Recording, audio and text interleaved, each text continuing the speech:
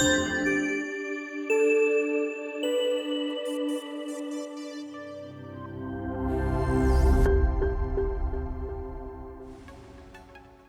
Rogan, and this big cloud of smoke just hits you in the face. It's like it looked like it actually went past me, but it looked like he was just blowing smoke, like Satan's smoke, while I'm giving my testimony. But actually, it was past me. You're like Joe, like literally Joe Rogan sitting across from you. You're pouring your heart out to him, and all I see is. It's like it's funny. I happened to watch that clip on YouTube, and I scrolled down the top comment by like hundreds of likes. Was I love when someone pours out their heart, and Joe just puffs a big old steam of smoke into their face, and I felt like that's what happened to you. But anyway, no, it wasn't that cool. bad. 4 hours later. Well, Adam Curry, welcome to Podcasting Made Simple. It's an honor to have you here today as our podfather himself, the co-creator of podcasting with David Weiner. Man, I'm there. It is. Wearing the T-shirt today, or wearing the shirt that says the Podfather on it. I love that, man. Thank you so much for being here today. Oh, it's my pleasure. By the way, my sister-in-law gave this to me for my birthday. I would never have something like this made for myself. The Podfather moniker was just bestowed upon me. It's a title I bear it with honor. But I don't have them on my business card. But for today, seeing it, and I was a little late getting to to your recording studio, and I was there was so much going on, and I'm like, oh man, I haven't even done my hair, I haven't shaved. Well, at least I got this to distract away from the face, so we're good to go. It's also good to know that you didn't buy the shirt and make it yourself. Someone else did it for you. That's comforting, right? So yes, someone who loves me. Someone who loves me. Good stuff. Adam, just real quick here, I'm going to mention, for anyone who doesn't know, again, Adam is the co-creator of podcasting, right? The thing that we all know and love. The current host, I think, of 4 shows, if I got it right: No Agenda, Podcasting 2.0, Curry and the Keeper, MoFax with Adam Curry. All that can be found at curry.com. That's just his RSS. Did I miss anything there? Just really brief. You missed the new one, which is Boostagram Ball, which we may get into later as we've started Value for Value Music. We figured out a way for independent artists to actually get paid for the music when used in podcasts. And it's very exciting because that opens up a whole new category of podcasting, which really wasn't available before because you couldn't just play any music on a podcast. So we can get into that later if you want. Yeah. But yeah, that's only done 10 episodes so far, so it's just getting underway. It's sad that I didn't mention it because I am on episode 8 of that show and really loving some of the music on it, but I don't know why I didn't write that down. But oh well, so that's 5, but who's counting, right? So I need more podcasts in my life. My wife's talking about, I'm gonna do one with the pastor's wife. We're gonna call it 2 Girls, 1 God, and you're producing. I'm like, okay, all right. I got another day left over, I'm sure. Right, I'm sure. My favorite thing that you say at the beginning of some episodes is bringing you anarchy on the airwaves, and I'm like, man, anarchy on the airwaves. Yeah, I love that, man. It's so good. Hey, so I want to jump straight into this with you. We want to talk a little bit about the history of podcasting, where we are today, and then most importantly, I'd say really the future of where you see this thing going from your perspective. And I want to start off by mentioning something. I heard you speak at a conference recently and gave a keynote, Spark Ignite Media Conference, which was amazing. Something you said was that you woke up at 2:30 in the morning on Saturday, September 23rd, and it's what you described as God speaking to you, and you initially heard 2 words: protect them. And I think that that's the best place for us to start today is what does that mean? And I know first we need to get into the history of why that would be something, right? So before we even get into those words, we'll circle back to them. I think that they're very important.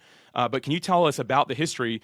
And let's actually get into the genesis of it. So RSS itself, can we just kind of go from there? And I don't want to spend too terribly much time on this, but I think it'd be a real shame not to hear the beginning of podcasting from the creator of it. So I'd love to go ahead and turn it over to you and let you share that with us. So today we think of podcasting as the product, as it's either an audio file that you get on an app, or it's even seen now as a couple of people with headphones on sitting around a table, not dissimilar to if you're watching the video version of this, what we're doing here. But really, podcasting was the mechanism. So where you think of radio doesn't just mean talk radio. It doesn't mean music radio. It can be, it can be sermons. It can be weather reports. It can be news. I mean, so radio, we think of radio as, as a transmission mechanism. But people will say, oh, you got a radio show. So podcasting was really the mechanism, and it was born out of this format, really. It's not even a protocol, called RSS. and it's an RSS feed, which most people, if you're a podcast, you've probably heard of it. It's no more than just a text file, really, which has some instructions that a computer can read easily, but it's cool because you can kind of read it yourself as a human being if you focus on it. And now you say, oh, okay, I kind of see what this is saying. This is an episode. This is the title of the episode. Here's information about the show itself. And the whole concept behind RSS is that you can syndicate, i.e. you can distribute whatever it is you have in this file far and wide, because all people have to do is just periodically read this file. And if you've updated it, they'll get the most recent update, because that typically appears at the top. This was developed almost a quarter century ago by Dave Weiner, and that really came, the genesis is from that. And nothing is really new in computing technology. It all comes from somewhere. I mean, even if you look at a podcast app, it's still basically email. It's like here's the people I'm receiving from. Here's a lot of unread messages, which are unheard podcasts. So it's all kind of like email. But it was really intended for distributing text, because 25 years ago we didn't have broadband, we didn't have phones, any of the smartphones. So it's what created blogs, weblogs, and for a while they were extremely popular. And the beauty of weblogs is that you control your RSS feed. So anyone who was reposting it, or at the time we had programs like Google Reader. Many of your viewers or listeners may not remember that, but you had news readers. They're still around today, different programs. But still, the underpinnings of the internet, of the web by itself, there is a lot of RSS. If you use a WordPress system, you're probably creating an RSS feed whether you know it or not. That is often used by other systems to ingest your content, repurpose it. It really is kind of a solidified part of the internet.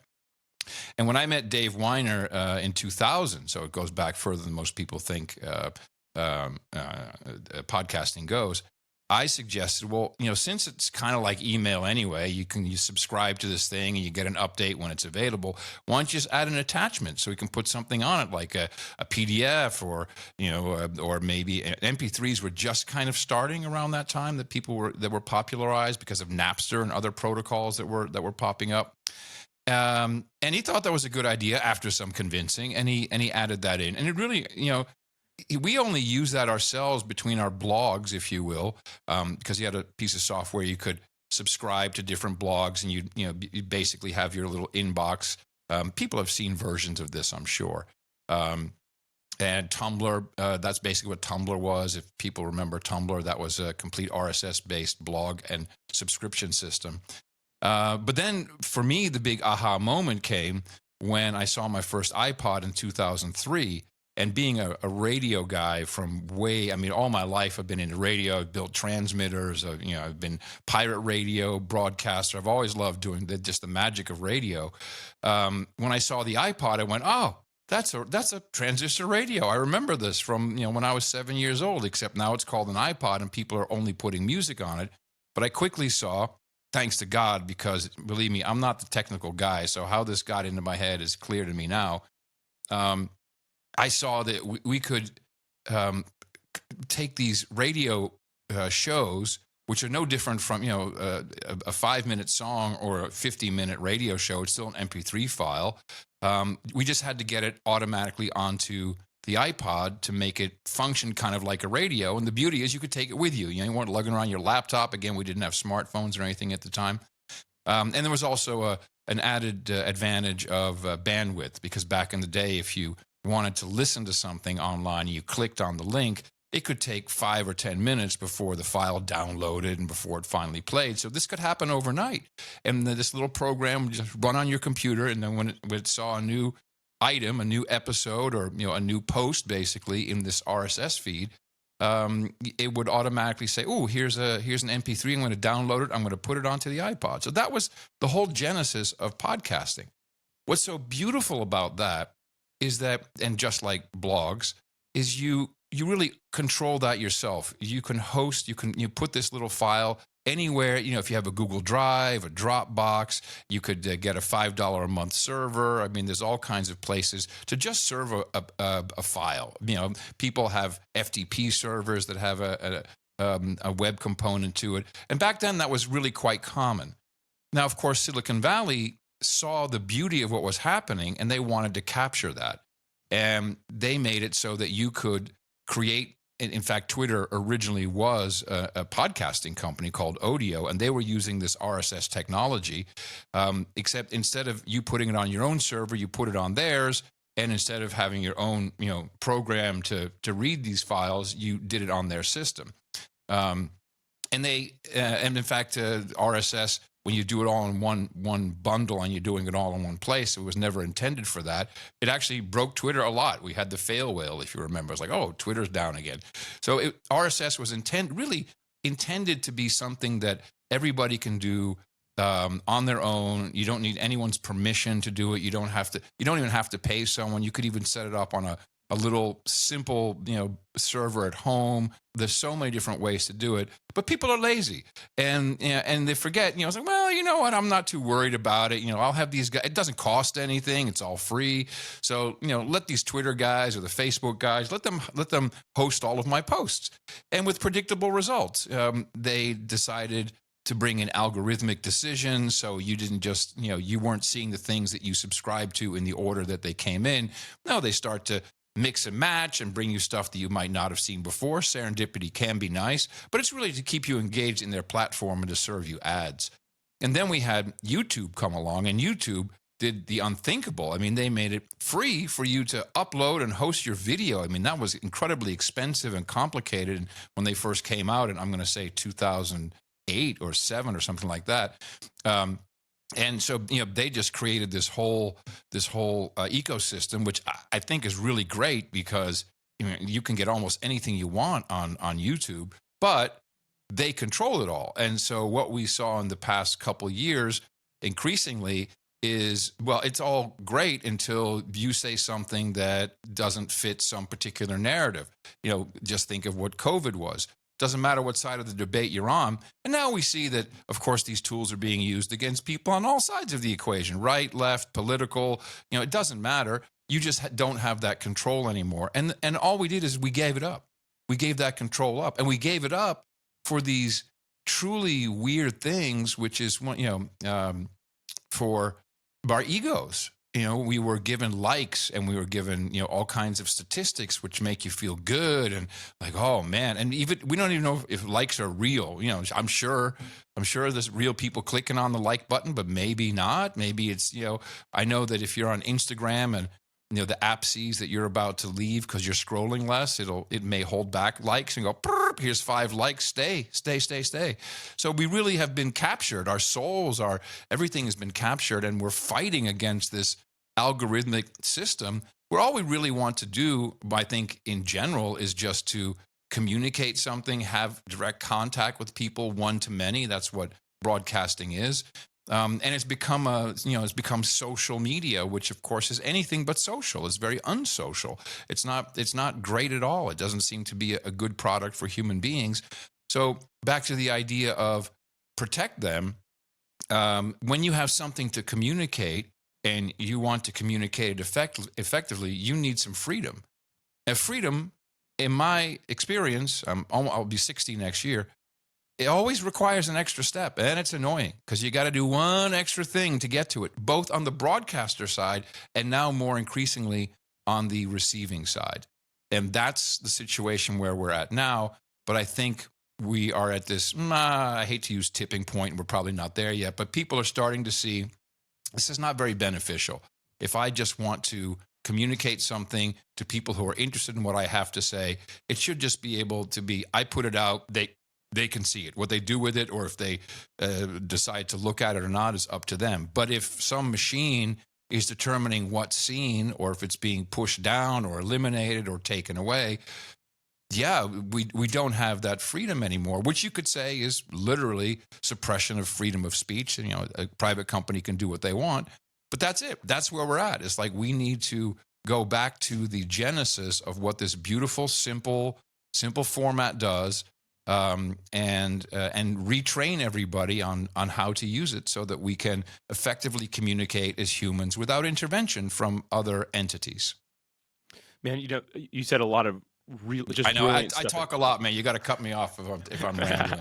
I'm not going to cut you off. It's all gold, man. Not going to happen. Okay. There it is. Man, my day is complete. Thank you, everybody. I appreciate y'all. You got a bell. You got a ring. I heard the bell. I'm good to go. I can leave now. I want to go into algorithms a little bit more, because algorithms, obviously, I mean, the way that we know algorithms, they weren't a thing when podcasting first came out, but that really is like algorithms, feeds, those things are driving like everything these days. And you actually, I've heard you define algorithms, and I think that would be very beneficial for podcast guests and hosts to hear, and really how that in many ways is the enemy of what we're facing these days. So these algorithms are very, very powerful. And they're mainly intended to keep you engaged wherever you are, to surprise you, to give you a dopamine hit. Oh, there's something that I really wanted to see. They try to learn about you, and ultimately meant to sell you advertising, because that is the whole reason for algorithms in the first place, is to keep people engaged, to find out what they want, and to solve that problem for advertisers, which has been the promise for decades, is we'll give people the right ad at the right time, right when they want it. Well, of course, one of those three in the equation never is completely on point. The beautiful thing is today we talk about algorithms, we call them algos. And in some of the research I was doing, I looked up the word algos, A-L-G-O-S, which is actually a Greek word. Literally, the definition of algos in Greek is pain and suffering. And it fits so well, because this is the enemy. The enemy is in the algorithms. And it's the friend of the companies that deploy them, but it's the enemy of human interaction. You're being controlled, literally being controlled in what you see. And they're so good, they can even start pushing you towards what action you're going to take. Am I going to repost this? Am I going to like this? Am I going to be, am I going to see so many of these? I'm going to be compelled to answer this or provide a comment. So it's very, it's evil. To me, it's the personification of evil. For sake of time, I want to move into more of the future of podcasting now. And this takes us back to those original words I shared, protect them. And we kind of shared just to kind of the history of it. And then we got into kind of like where it's at currently. And in many ways, it's freedom of speech. It's protecting freedom of speech, right? Like what we have today is us really fighting for that and going against the exclusives or only uploading to this spot, even though they promise everything, right? The idea is keeping it built on RSS. And I know that that's like really the foundation of protecting podcasting in general. But where do you see podcasting going in the future? I really want to kind of get your insights as to what you've seen. I know you've done a lot of work in this space. I mean, you were like front lines on this, which is funny. You built podcasting. People didn't maybe know who you were for a while, and now you're back at the very front line again. So I'd love to hear where you think we're heading.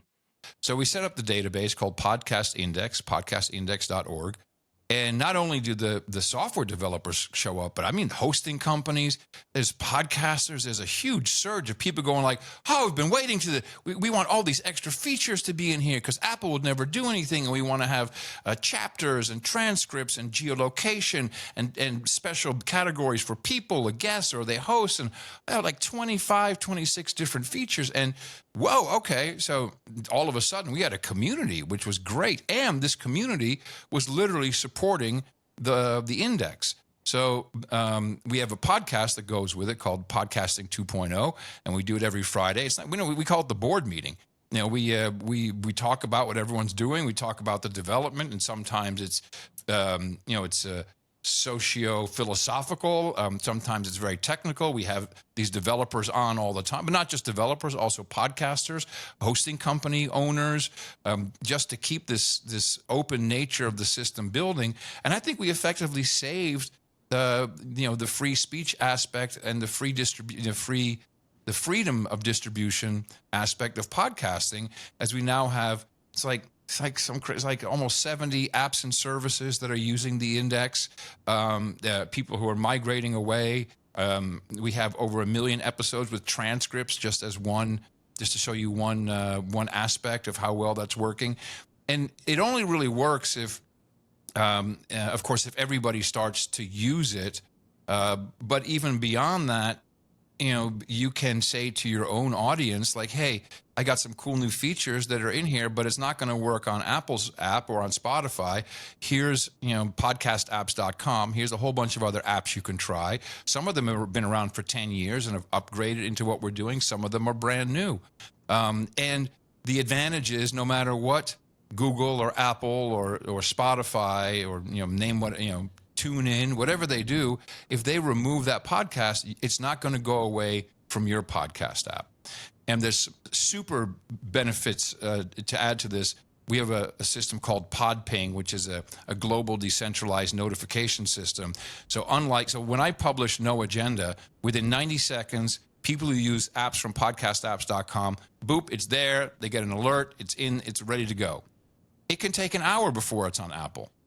It could take even longer before. Well, I don't even publish to Spotify because for reasons mentioned previously. So there's all these benefits, all these things that we've solved, all the things that were annoying, and as I said, there's this group is so beautiful and open that op3.dev, people are uploading their or tagging their files with the tracker, and so there you can actually see what the performance is of your podcast. Everyone can see it, so we might even one day see some community benefit from that. But it has become it's gone back to what podcasting was before 2000, I'd say 9, before the social networks came in, and it was still growing. But now we have all these great tools. We have so much to work with, and it's really becoming a very robust, very effective, very enjoyable system, and the community is much tighter than it was, excuse me, with the development community. I want to mention here, like what you're really, the foundation you're building for the future of podcasting is decentralization. It's protecting real independent voices. And anytime I record anything or I'm talking anywhere, people are like, why do you believe in podcasting so much? I'm like, it's because as independent voices, this is in many ways our final stance or defense against other things. And people more and more are turning to podcasts, I think, because they notice, like, okay, I feel like I'm being sold something. No matter where I get my information, I feel like I'm being sold. But podcasting really is raw. It's just real information as a guest or a host. And that's what I love about it. A guest can come on and not be like, am I allowed to say this? No, most hosts are like, go ahead, anything. Go ahead and share it, right? Like, we're ready. And some shows go deeper than others. If you see what's coming out, there's all these academic studies and think tanks, and they're doing huge research, and podcasting is a problem. Because people can say whatever they want. There's no moderation. This is a bad idea. This is, we can't really have this. These are university professors doing studies on this stuff. I mean, and it's published all the time in big publications about how podcasting's a problem. Well, that's because they have control of everything except podcasting, or any RSS-based distribution. So that kind of tells you something. There's no way. There's no central point. There's no back doors. We all saw the Twitter files. And it's not discussed, but there's the violation of the First Amendment, which has gone to the Supreme Court from the Fifth Circuit, of what the Biden administration, the Trump administration too, the White House in general, the FBI, the CDC. Department of Homeland Security, Department of Human Health and Services, we're all threatening these companies to take content down because, quote, you're killing people. We have ways to get at you, social media company. So what are you going to do if you only have Section 230 to defend you? So they had to comply. But this was a gross violation of our First Amendment rights here in the United States. And it'll probably be 6-7 years before that finally comes out and there's a real ruling from the Supreme Court. But it is horrendous what they did. And if you search deep enough, you can see the documents, because, of course, no one's going to report on it except podcasters. So it really is. It's proven to be the RSS-based distribution works because even though you may not host it yourself at your home, there's thousands of hosting companies ranging from maybe 5,000 feeds to 500,000 feeds in all varying degrees of price points, including some free up to certain amounts of usage. So that is by nature a distributed system. That's a little taste into No Agenda for everybody. In case you're wondering, go look up the show No Agenda. If you like scratching the surface, right? Oh yeah, really. If you like that at all, go check out No Agenda. Adam, I thank you so much for the time today, man. This has been absolutely a blast. Before I let you go, I just have to hear, do you have any final thoughts for podcast guests and host? Just some encouragement to leave us with today. Well, for guests, well, sometimes the guest is a host, right? So as we were talking about earlier, the idea that you really talking about each other, even if you're a guest. If you're a guest on a show, talk about some other podcasts you listen to. This is the best thing we can do for our community. And when I say community, it's not like, the community is just people who are using RSS and who understand that this is the way forward. Some of that will be built into the 2.0 apps and protocols that we're developing right now. But dive into RSS, look at a little bit of the history if you feel like it, understand where your podcast is hosted. Don't worry if you don't understand it or if you maybe don't even have an RSS feed. I'm sure that the Pod Pros have many resources that can help you find out more about that. But take the time for true freedom. Again, it always requires that extra step. But once you're there, you will never go back, and you will probably never be kicked to the side because it's just it's the pure protection that you deserve to give yourself. I love that, man. Thank you again so much for being here. I appreciate your time today. My pleasure, Alex.